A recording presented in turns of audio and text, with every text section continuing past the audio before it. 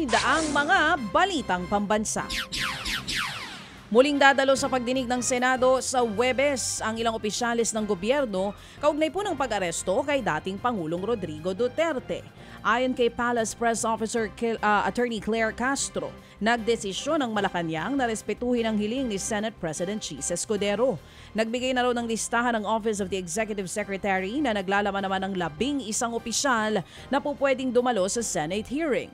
Kabilang po dyan si Justice Secretary Boying Remulla, PNP-CIDG Chief Major General Nicolas Torre III, PNP Chief General Romel Marbil at maraming iba pa. Matatandang hindi dumalo mga opisyalis ng gobyerno sa ikalawang pagdinig ng Senado matapos sagutin ang mga tanong sa unang hearing. Kung nagkausap man po sila ni Senate President Chis Escudero, binigyan din po natin ng pagrespeto ang kanyang hiling.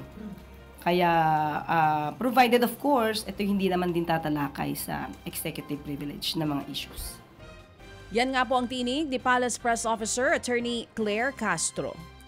Nagbabala naman ang National Telecommunications Commission o NTC laban sa paggamit ng emergency alert system sa pangangampanya ng ilang kandidato. Ayon sa NTC, may mga kandidatong inaabuso ang SMS blasters na ginagamit sa emergency alert para magkalat ng campaign materials. Bagay na hindi raw dapat pansinin ng publiko lalo na sa mga makakatanggap ng naturang text. Ayon sa NTC, may ilang report na silang natanggap kaugnay nito gaya na lang ng nangyari sa ilang residente sa Masbate.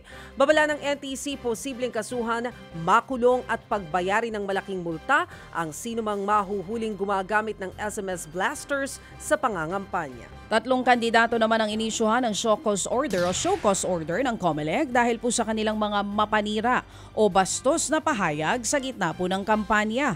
Kasama po sa pinagpapaliwanag ang congressional candidate sa Pasig na si Attorney Christian Sia, na nagbiro tungkol sa pakikipagsiping sa mga babaeng solo parent habang ito'y nangangampanya. Kahapon po ang deadline para magpaliwanag pero wala pang kumpirmasyon kung tumugon nga ito sa show cause order. Bukod kay Sia, pinatatawag na rin ng COMELEC si re-electionist Misamis Oriental Governor Peter Unabia. Kaugnay ng kanyang naging pahayag na para lang sa magagandang babae ang scholarship sa mga kursong medikal katulad ng nursing. Inisyuhan din ng show cause order si Batangas gubernatorial candidate Vice Mayor J. Ilagan dahil naman sa kanyang viral na pahayag laban sa kalaban na si Governor Vilma Santos na tinawag naman itong laos. Paalala po ng COMELEC, kung hindi sasagot ang 3, itutuloy nila ang pagsasampa ng reklamo.